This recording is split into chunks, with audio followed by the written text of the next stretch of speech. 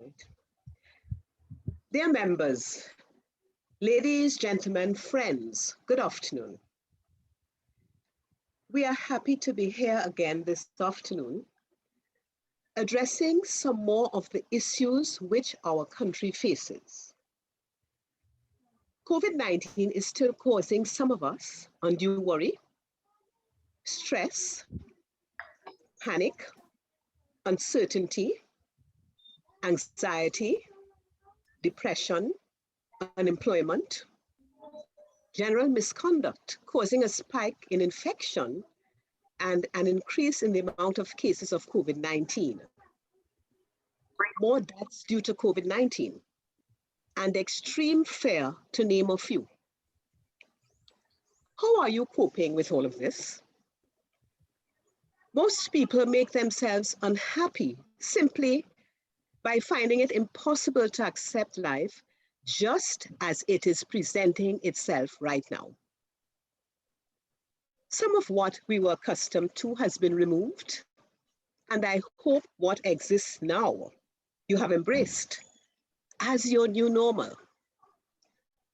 We will not return immediately to what we knew in the past. And from my observation about Trinidad, we will be more cautious.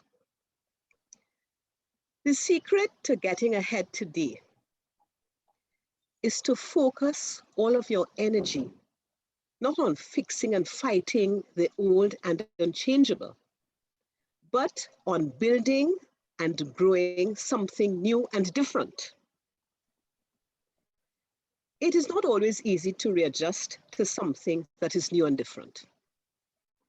Now more than ever, we need to support each other so that we are mentally fit to face a future that is filled with uncertainty.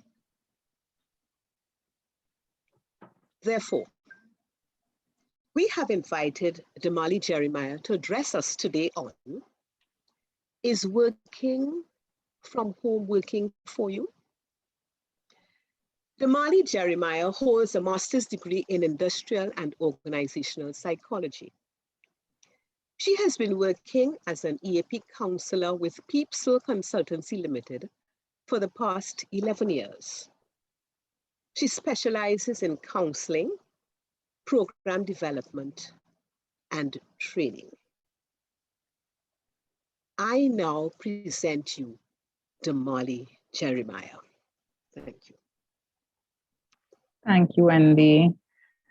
Good evening, everyone. Wendy, after that stellar introduction, oh gosh, you touched me. Well. All right. So, hi, everyone. As Wendy said, I'm Damali, so I'll be doing the presentation this evening. And just to help guide us along, I've prepared it in a PowerPoint format.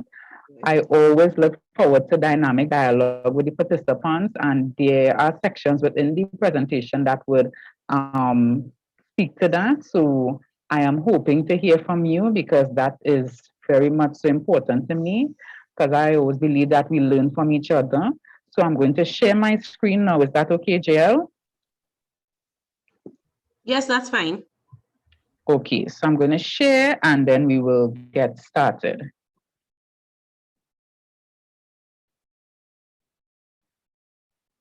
You're seeing it okay, JL? Yes, we are. Wonderful. Okay, so I'm going to get right into it. Due to the interest of time, is working from home working for you? And, you know, we have a few things to unpack in regards to this particular topic. Now, this introduction is just telling us how the working from home came about, okay? We know that we are in the midst of a raging pandemic, at least within our shores at the moment.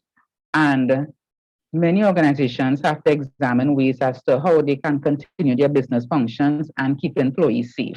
And of course, the compromise here, the solution in some regard would be the working from home. Now, this model has been around for many years. It's just that due to the pandemic, it has gained extreme popularity and, of course, very much so increased usage. And what now are the benefits or the importance of working from home? Of course, you want to keep your business operations functioning. I mean, for companies that can afford to do so, it definitely is much more beneficial than having to shut down completely. Okay. Another issue, which is very much so important, would be that in some regards, even if the business, because we know how things operate sometimes, even if the business was not too much in favor of the working from home, in order to abide by the protocols demanded to deal with this pandemic, it became a must. So organizations would have either rotational systems, whether it would be 3 or 2 days a week, whether it would be weekly, 1 week on, 1 week off. But in many cases, it had to be done in order for employees, as the last bullet says, to be kept safe and in this way keep their families safe. Now, the next that I'm going to get into would be what working from home gives. In certain ways, what can be some difficulties, some challenges. Someone's on the line? Okay. All right. And as much as, yes, it's important, it's crucial, it's critical, it's necessary, it's needed right now, this slide comes to the aspect of, is it working for you?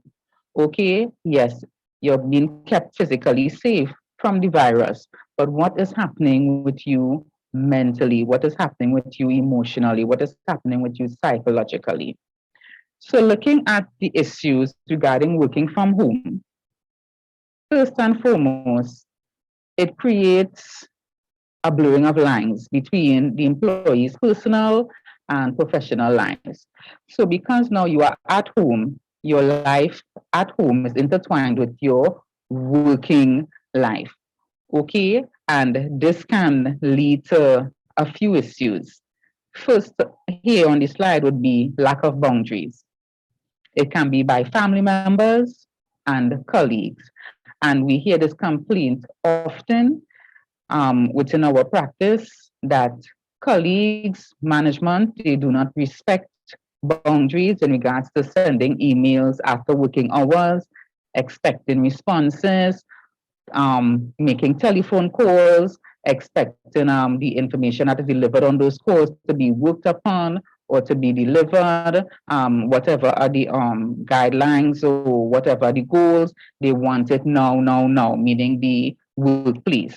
So this, of course, is creating much upset for employees because they don't feel that their personal boundaries, their home boundaries after working hours are being respected, and vice versa. For many, many individuals, working from home also coincides with online schooling for their children and would take place simultaneously, right, during the day.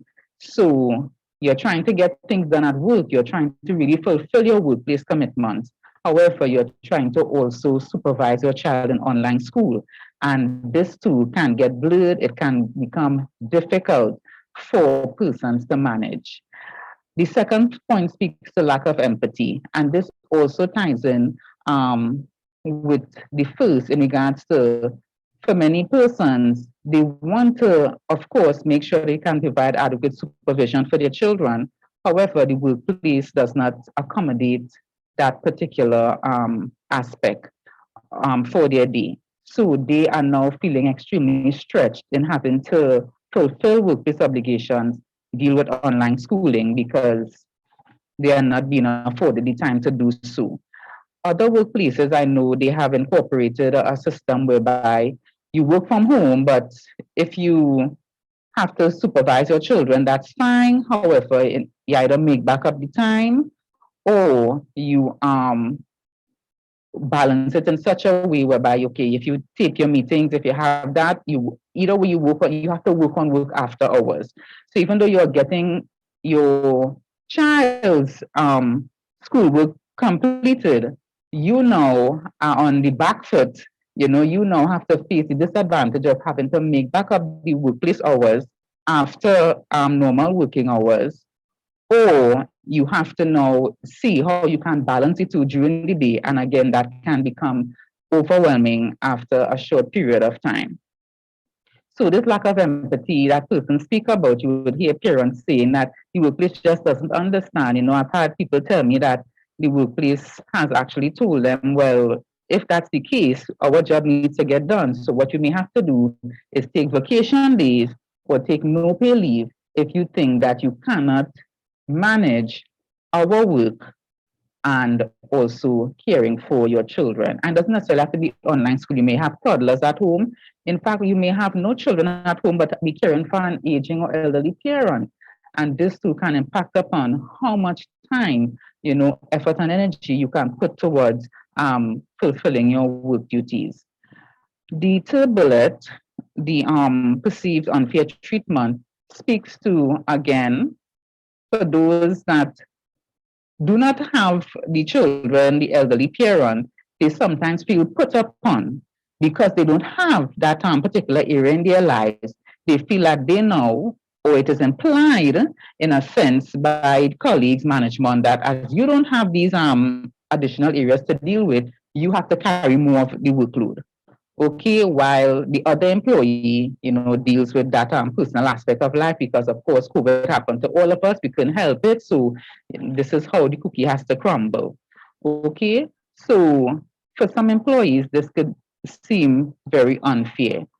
In other ways too, it increases the workload, because if the organization actually divvies up the work in that sense, who has children gets less as opposed to those who don't, it can increase what you are carrying at the moment. Okay. Another aspect is that persons themselves, the individual, feels in order to either keep my job, in order to look like a team player, however it is they perceive it, they tend to take on more than they ought to or should, because they want to prove that they are efficient at their jobs. And again, this can start to build and eventually lead to burnout.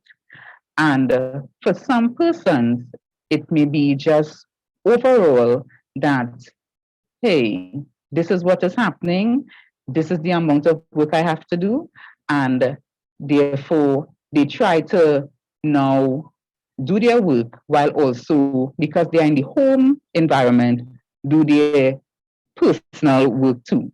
So you would find persons in between meetings or in between whatever objectives or deadlines they have, they're trying to cook, they're trying to wash clothes, they're trying to neaten up the house, they're trying to do things in the yard, and therefore they are pulled in many different directions over a few hours. And again, this can be very straining because your brain has to be constantly switching from one thing to the next, and this can become very tiresome.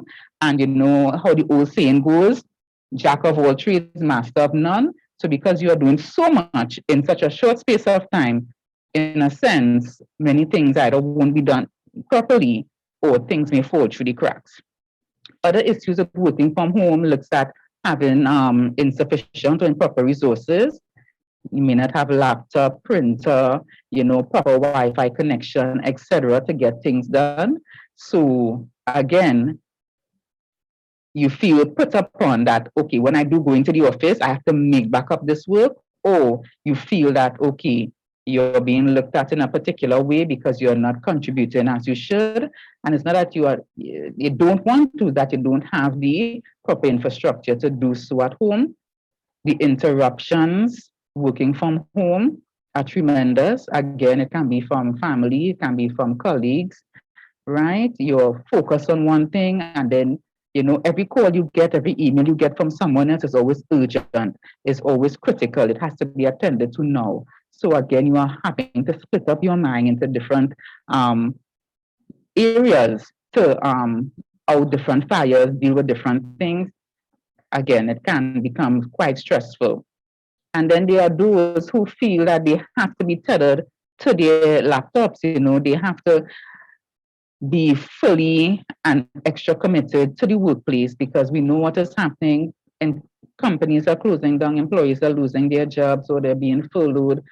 Businesses are not making the money or the breaking even profits that they would usually do.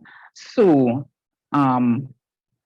persons feel that they have to put in this extra in order for the company to stay alive and to stay afloat. And that is okay to a certain extent. But when it gets to the point where you feel that you must attend to everything that pings in your inbox, every phone call that comes in, then it can become really, really problematic because you are basically running yourself aground in order to ensure that the entire company keeps afloat. And this point goes into how you, again, what you perceive as your contribution to the workplace. And of course, there are those where it doesn't matter because hey, once I'm getting paid, I'm getting paid. I don't have to take on responsibilities that are not mine, or even if they are my responsibilities, I don't have to study it because I don't have the necessary equipment to do it. So it boils down to the individual. But for those that feel tethered to the workplace, whether it's, as it says here, the schedules, the commitments, the goals, it can become quite difficult for you. And again, it may lead to mental health issues. And the last point on this slide looks at lack of socialization opportunities in the physical sense. And people will tell you they miss adult interaction, they miss adult dialogue, they miss adult conversations, they miss that going to a co-worker's desk and, just laughing about something, talking about current events. They feel isolated at home. They feel shut out. They feel like they are not a part of. They feel like their life now has just boiled down to a computer screen or a tablet screen, and basically emails and Zoom meetings, and that's the end of it. Okay, so they are lacking that physical socialization that used to be so fulfilling to them in the past. So I have these issues here, but I would like to hear from you in regards to if you are working from home, what issues are you currently facing?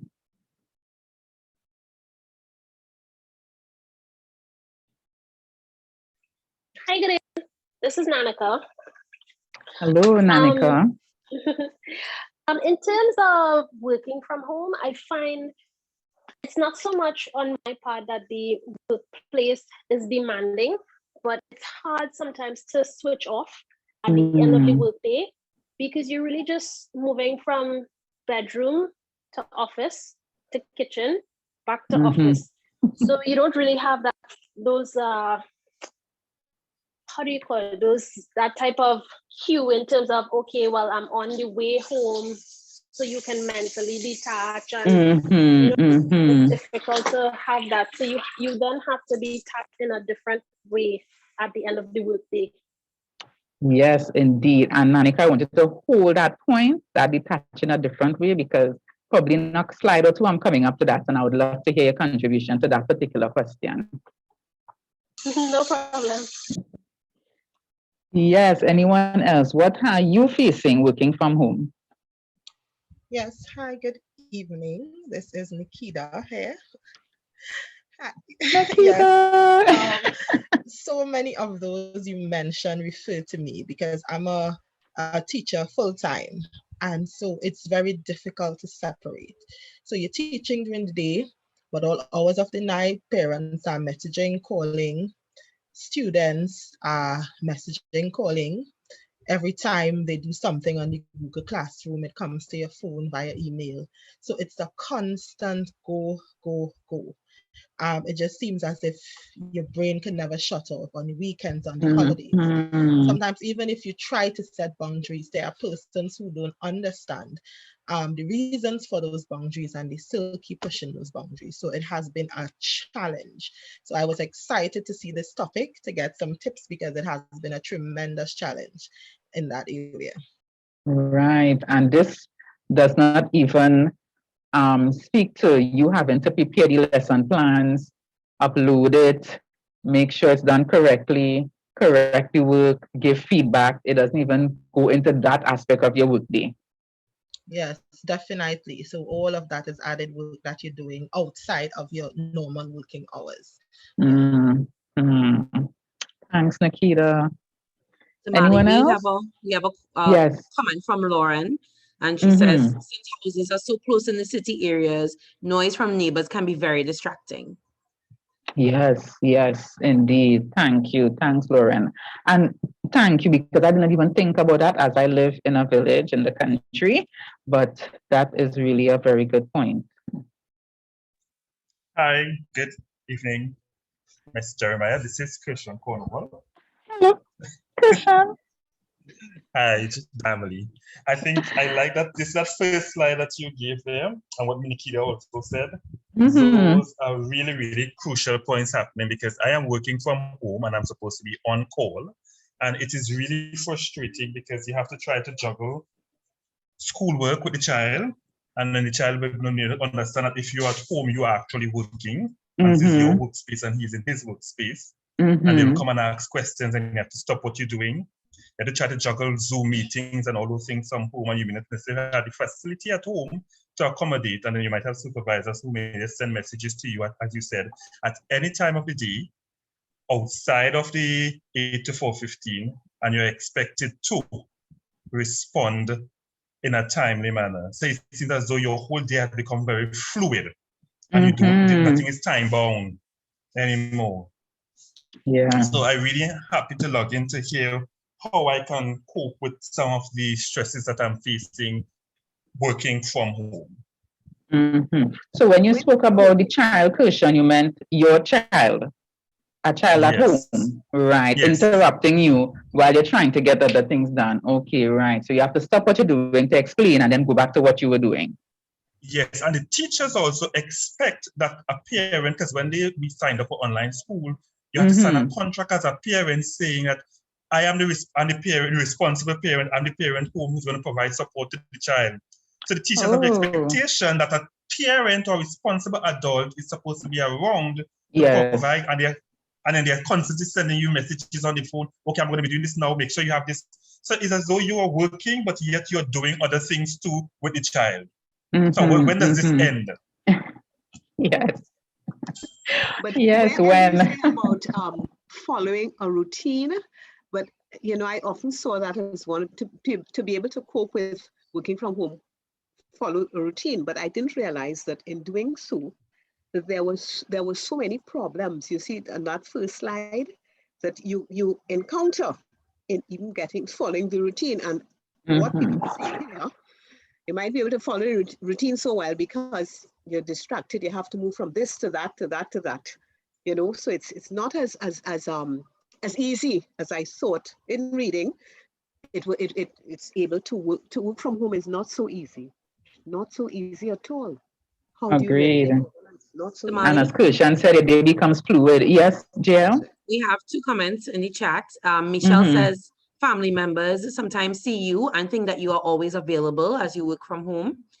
And Rebecca says, I think sometimes some employers, even though tasks are assigned and being completed, there's still an uneasiness with having employees work from home. I think they feel if they don't have you physically in the workplace, they are not getting value for money. This culture is stressful. You feel like you are not doing enough, even when you are meeting your assigned tasks. Agreed. Excellent points on both counts, for sure. Yes, and that's the other side of the perception too, in terms of employers do think that, okay, you're home now, so that means instead of, I'm just using a very simple example, instead of producing 2 reports for the day, you can now produce 4 because you're home, you're probably relaxed, you probably have your feet up, doing very little, so you could more than get that done. So yes, that is also a major issue, JL. But is there some way that could be measured, the amount of work that one does from home? Is there a way in this system that it could be measured? How is your work that you have done enough, or you have done what you're supposed to do? Accountability. How is that going to happen? Are the employers going to put something in to measure that? I don't know. Well, I guess it depends when the type of work you do. If it's a work where your output could be measured in that sense, physically, right? You input 30 clients for the day, or you produce 4 reports for the day is one thing. But if your work, let's say psychological work like what we do, it's not just about seeing clients, it's writing notes, it's preparing, it's getting assessments, it's all these things. So I think the honor system and the trust system really has to play a major role here. Okay, good. Right. Hi, good afternoon. Afternoon. I have had, I'm not sure if anyone else may have faced this situation, but I went from I feeling as if I'm in a cartoon, you know, like you actually see those little cartoons and everything they passing them by.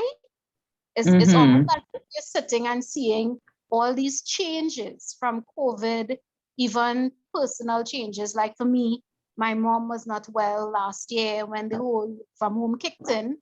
And then in the midst of her and surgery, it went on to my dad getting sick. So I am faced with work, faced with these different challenges, taking to the doctor, surgery happening.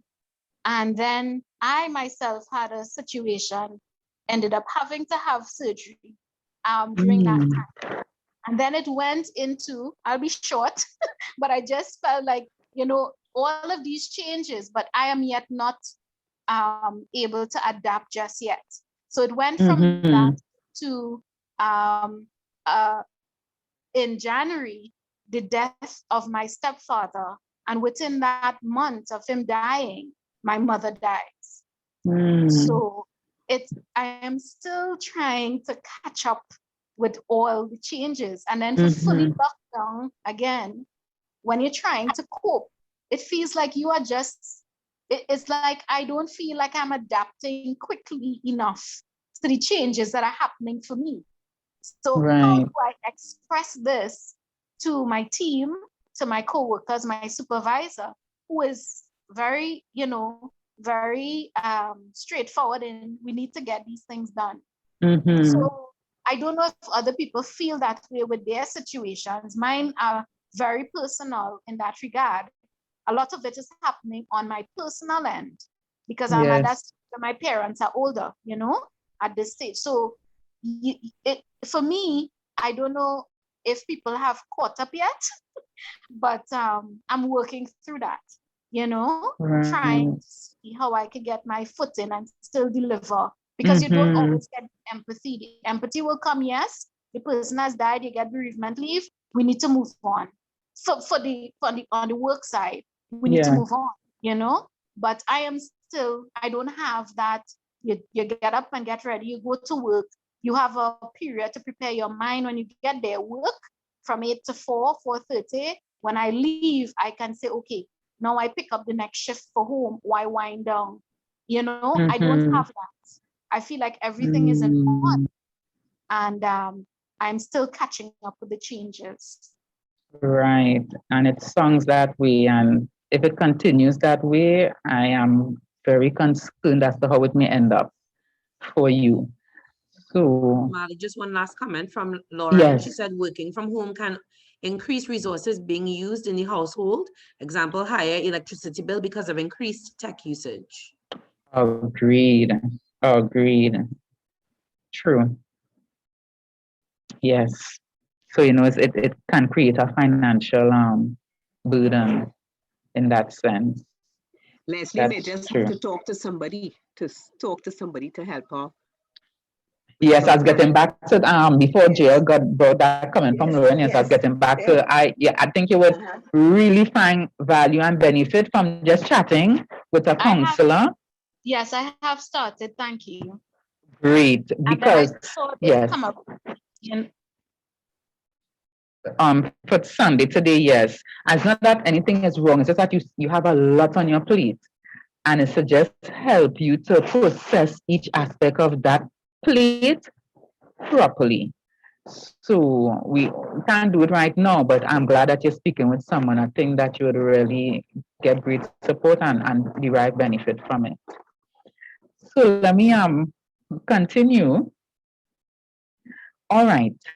So based on what all of you have said, clearly working from home can produce some stress symptoms because each and every one of us have a particular burden to carry in that way. And just quickly going through the slide, our stress symptoms can manifest either cognitively, which is mind, emotionally, physically, or behaviorally. Okay, now going through quickly in the cognitive aspect, we have memory problems, inability to concentrate. We see only the negatives, so we are very pessimistic. We have anxious racing thoughts. We are constantly worrying. Emotionally, we may be depressed, have general unhappiness. We have a lot of blue moods. We are anxious and agitated a lot. We are moody, irritable. We feel overwhelmed. We experience loneliness and isolation. Physically, we can be having aches and pains, diarrhea, constipation, nausea, dizziness, chest pain, back pain, neck pain, body pains generally, rapid heart rate, and behaviorally, we may be over and then eating, having outbursts, which may be aggressive, we may be withdrawing socially, experiencing sleep disturbances, and of course, we may be engaging in substance use, misuse, and abuse.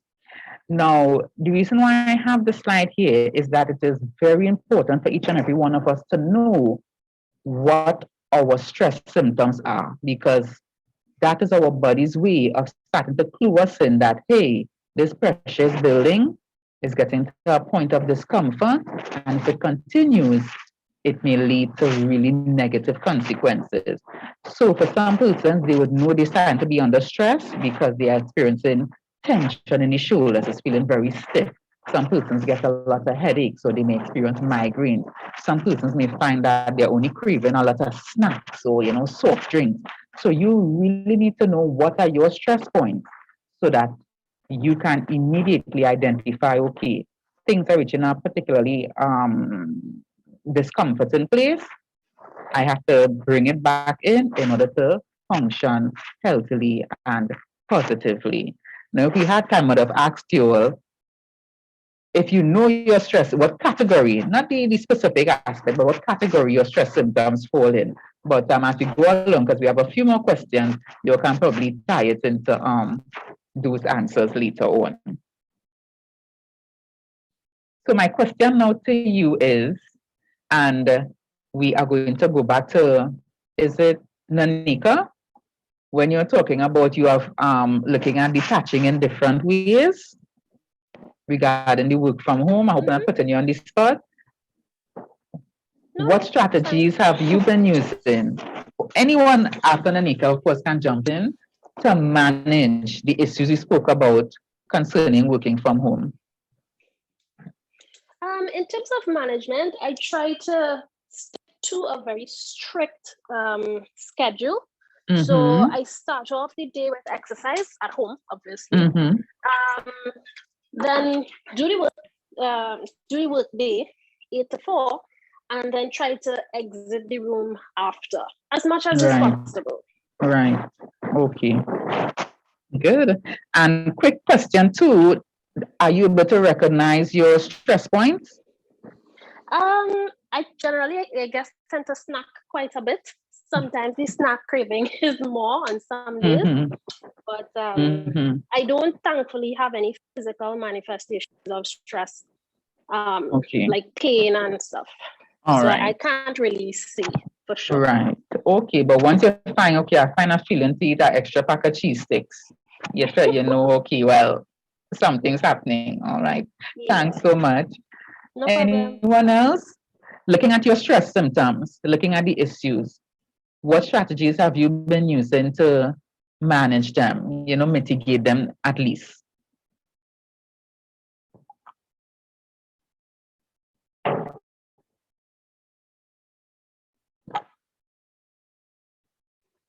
What I might do is wait until the end of the day to prepare myself for 6:30 when I get news. And then after that, look at some shows on TV that could make me laugh so I can relax. That's what I do. And I like to tell people that look at shows that make you laugh. So I do it, so that is my reliever then. Right. Great. And you kind of answer the question I was coming to, Wendy, but thanks. Damali, Lauren's hand is raised. Sure, sorry, go ahead. Jill, you're teaching me. Good evening, everyone. So because I'm home and I have the ability to do so, I would take the lights off. That way I could take my glasses off and close my eyes and just listen to something soothing. So it kind of just, using that one sense over there, which is listening.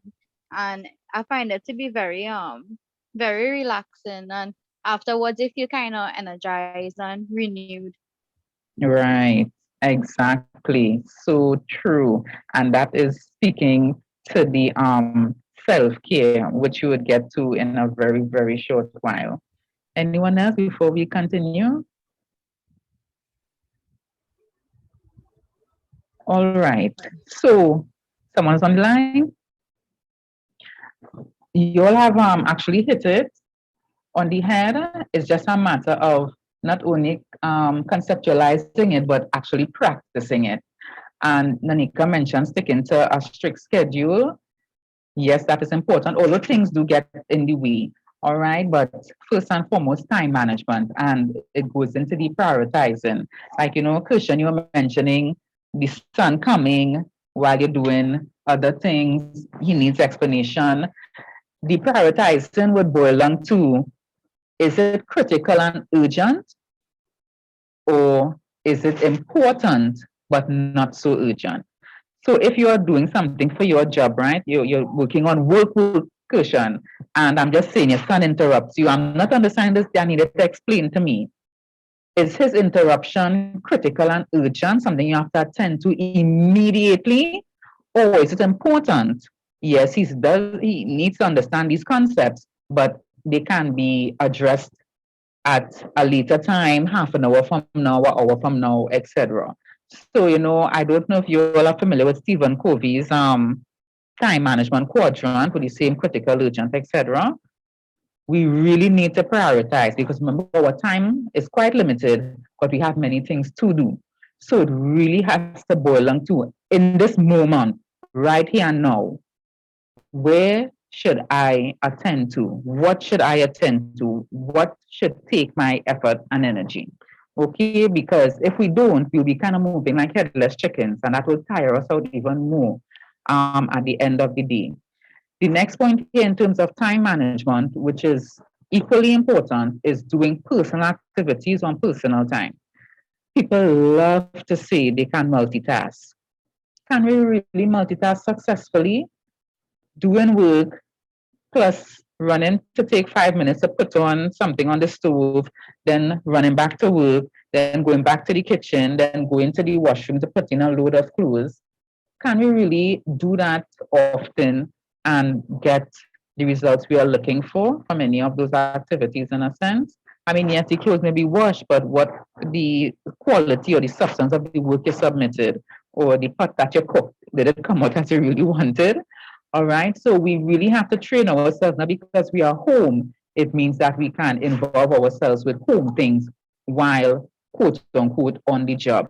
So if it's 8 to 4, just as if you want work physically, you would in no way be able to get things done in the kitchen or get things done in the washroom or around the house.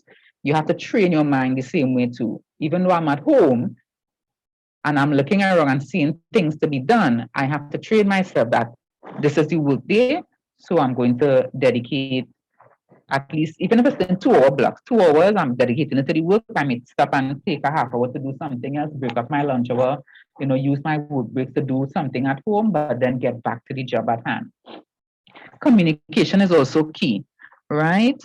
And we need to be assertive. We need to let persons know these are the times you are in, this is how we have to adjust to it. One of those adjustments being working from home. However, if I'm at this desk, if I'm in this bedroom, if I'm in my home office, if I'm at a particular place in the house, and let me pull in that second to last point to having a dedicated workspace just for work, it helps. It helps in the training.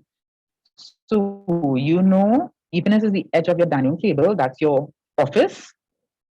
At the end of the day, close down laptop, put it away, and return the table to its original form so that you would know, okay, my workday has finished. Leaving the laptop up at the dining table where you're going to now have to sit to eat dinner or sit to chat with your family, it would just kind of raise the temptation sometimes to check what's going on. Or if it's not a temptation, it may be curiosity, it may be compulsion. Oh gosh, I wonder if someone to respond to my email, but let me check quickly. And guess what you're doing? You're restarting the workday or you're continuing the workday, which can be not so healthy for you. We need to have that cutoff point. So have that dedicated workspace just for work and communicate with your family that once I'm in this zone, I'm working. I mean, whether you have a system in place where you'll hold up your hand, well, you know, meaning don't interrupt me right now, I'm doing something, or you have a card, or you have a timer. Okay, every hour on the hour you can come to me, talk for 5 minutes, go back. But we really just have to get strict and stick with it. Not because, you know, unless it's absolutely urgent, then I'll take the interruption. But we really need to stick with what we, as I said, conceptualize in order to see the fruit of it. And the last point here is purposeful engagement in self-care activities as a management strategy for working from home. Because sometimes we get so caught up in the day, whether it's personal work, you know, as I said, doing your household chores or your actual organizational work, that we forget to tune in and nurture our very essence, our very being. And this is why we find ourselves breaking down, because we are losing who we are to our personal life or to our work life. So we have to ensure that regardless of everything else, and if you remember nothing else that I've spoken about today or we have discussed today, please remember self-care. And that's what I want to find out from you right now. What are you currently doing for self-care? We can't change the COVID, we can't change working from home. We could certainly change how we manage self and we deal with it. So tell me what you're doing for self-care.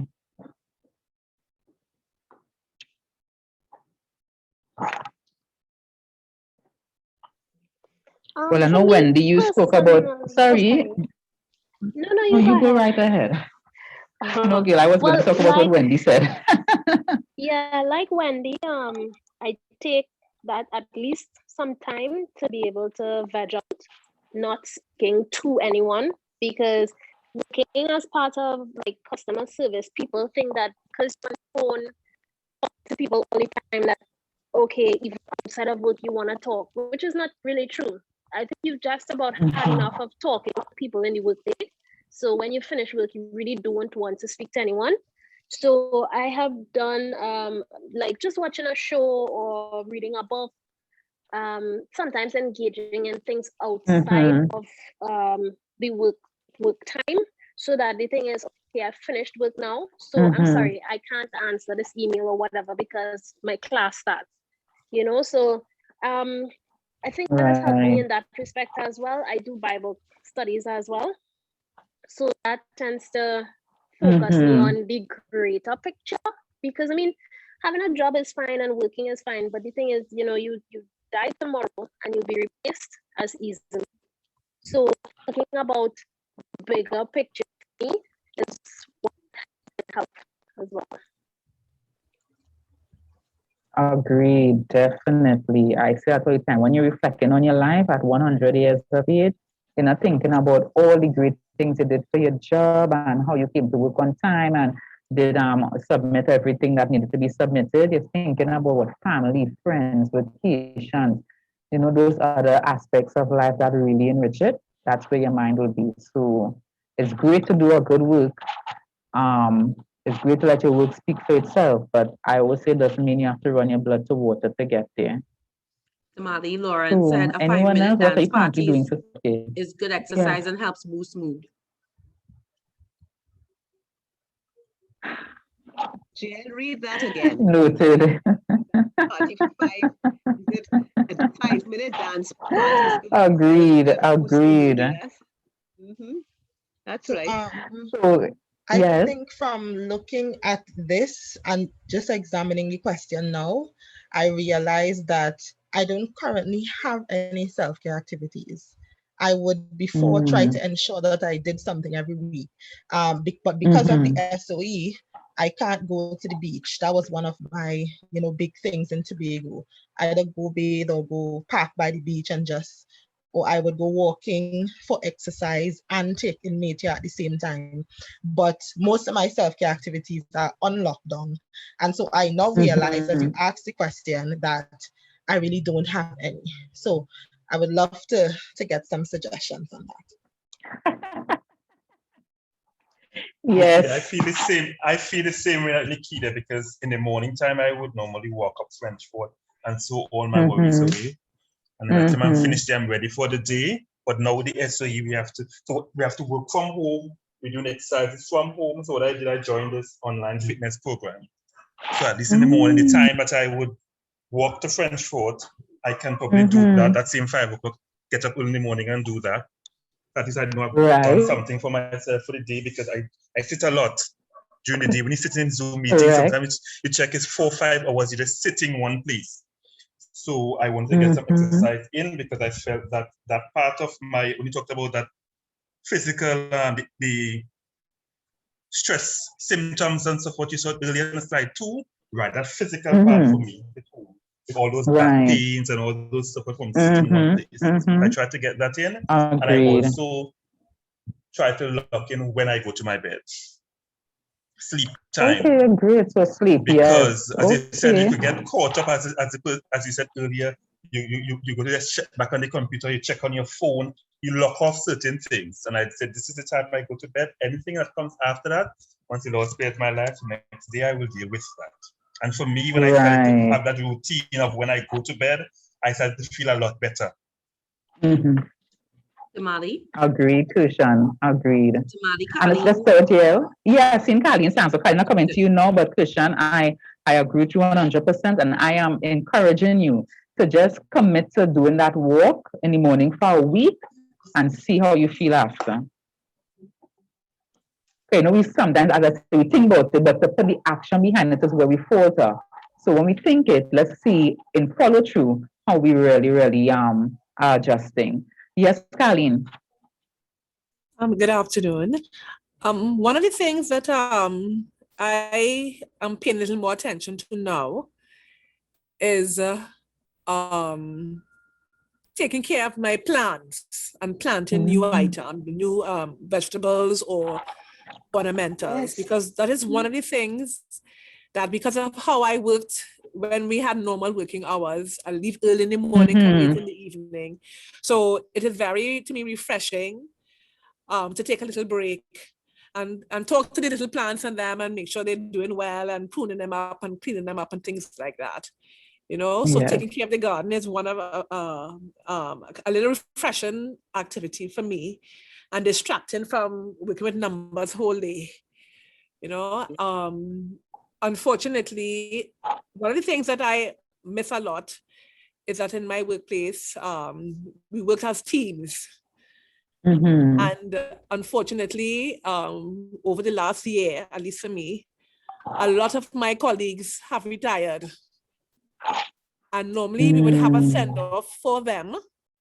And because of the, well, at least the latest now, the state of emergency, where you can't really congregate in large numbers, right? So I actually sometimes reach out to them and see how they're doing, right? Because normally we would have had a party for those people. And now that they have left, quite a few people, probably about 20-something people have left, and they left like a thief in the night. And I think for me, that was, to me, one of the most traumatic experiences for me, because I never foresaw anything that could interrupt social interaction to that extent.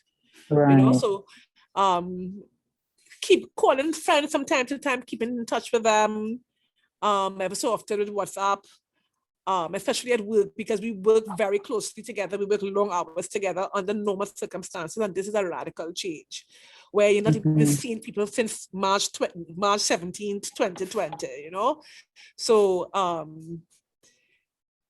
for me, coming to terms with the fact that could be a reality for years to come or in times to come, accepting the fact that this is a different time, and engaging in hobbies that I would have not been able to engage to because I was working long hours. Okay, maximize any time now to get involved with those new hobbies. I like what she said about going to the yard. I often go to my gallery when I'm overwhelmed myself. I go and sit in my gallery and I just look at the leaves, just how they're glistening in the breeze, even though nobody passing up on our street as before. but I go there and I sit, and after that, I may just go into my yard to see how many okras I could get from my plants in the back, because that is important to me. Right. You know, it's a little, I feel a little Yes. empowered. Let me see what I've grown, you know, and I'm growing my cyber and things. So yes, those things, I often recommend those ways for people who ring, who use the hotline and say, look, go into your garden, go and weed out something, go and, you know, plant them, because I find that is so, it helps me a lot too, you know, so that I could just do a Agreed, Wendy. it's something to get distraction, get your mind off of things, because you could really go that inner Yes. voice that takes you to places that you don't want to go. You have to help it. It has to, you know, you have to distract yourself in some way. That's what I do too. You're right. Yeah. Agreed, you're right. It is a positive distraction, and people have spoken about the wonders of kitchen gardens, of plants, of dealing with them, dealing with the dirt, how freeing it is. I You know, tell it's a you. sort of Yeah. catharsis in a sense. Yeah. So I hear you. Looking at the self-care, and I mean, you all have touched on so much of it, rest and relax. I mean, as I said, we think about it, but do we really do it? Do we take that 5 minutes, even if it's just that, where you know, get up, you know, but to go to bed, to just really, as when you were saying, get in tune with that inner voice, to really do that introspection, to analyze your day. It's already gone. What went well? What didn't go so well? And what can be done to improve? We are all works in progress. Today has happened, it's gone. God spare our lives. How am I going to do better and be better tomorrow? So we rest, relax, we recreate through our gardening, our hobbies, you know, what we can do at the moment. Exercise is critical. Many benefits. I mean, we don't have the time to get into it at the moment. Tremendous amount of benefits, the least of which is weight loss. Speak to any exercise guru and they will tell you about the breathing, what it does for your cells, how it rejuvenates you, how it refreshes you. And the last thing they would say is, as another benefit, weight loss. But that is not the main crux of exercise. Quiet time, whether persons choose to do yoga, they choose meditation, and we have so many guided meditation videos on YouTube. I know, Christian, you were mentioning even the exercise videos too. So we have to find ways to be innovative right now, because yes, we are under lockdown, we are under an SOE, so we can't do what we would have usually done. But I am sure there's that little instinct, there's that little tinkle to the back of your mind saying, you know, you always wanted to try this, you know, you always wanted to get involved in that. It's now the time to do it. And are we going to give in to that voice? Are we going to give in to self and get involved in new and vibrant things? Positive others, critical. And I always say doesn't mean people that you actually live with. It can be friends outside of your home, other family members, co-workers, it can be a counselor. But do you have that positive person in your life that can really help fill your emotional bank account, because they pour into you, they give you that shoulder to lean on, that ear to cry on to, or to whisper into? Do we have those persons in our lives?